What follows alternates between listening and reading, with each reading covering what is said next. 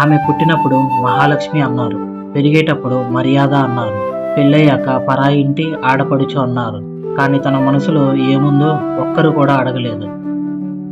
ఒక మధ్యతరగతి అమ్మాయి తన జీవితమంతా ఇతరుల కోసమే అరిగిపోయి చివరికి మౌనంగా వెళ్ళిపోయింది. ఆమె వెళ్ళాక కానీ ఆ ఇంటికి అర్థం కాలేదు ఆ ఇల్లే ఒక ప్రాణం కోల్పోయిందని. ఒక చిన్న సామాన్యమైన ఇంట్లో చిరునవ్వులతో అడుగుపెట్టింది.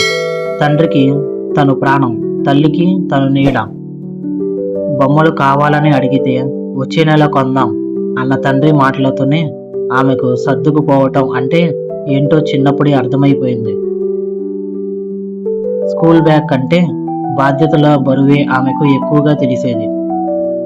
తమ్ముడి చదువు కోసం తన ఇష్టమైన కోర్సును వదులుకుంది.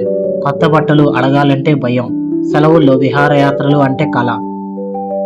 తన కలలన్నీ ఒక డైరీలో దాచుకొని ఇంటి గౌరవం కోసం తల వంచుకొని పెరిగింది. కన్నవారి కన్నీళ్లు మధ్య మెట్టినింట అడుగుపెట్టింది.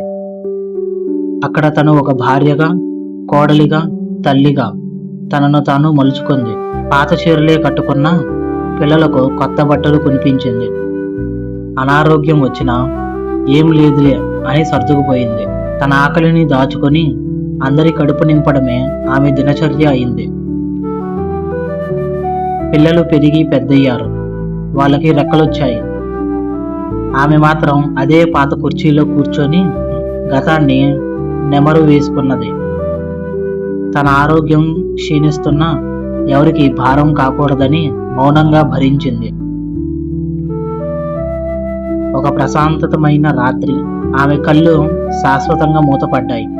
ఆ ఇల్లు ఒక్కసారిగా నిశ్శబ్దమైపోయింది. వంటగదిలో ఆమె చేసిన వంటల వాసన ఉంది. బీరువాలో ఆమె దాచుకున్న పాత జ్ఞాపకాలు ఉన్నాయి. కానీ ఆమె మాత్రం తిరిగి రాని లోకానికి వెళ్ళిపోయింది. ఆమె ఉన్నప్పుడు ఆ ఇల్లు ఒక దేవాలయంలా ఉండేది. ఆమె వెళ్ళాక అది కేవలం 4 గోడల మధ్య ఖాళీ ప్రదేశంగా మిగిలిపోయింది.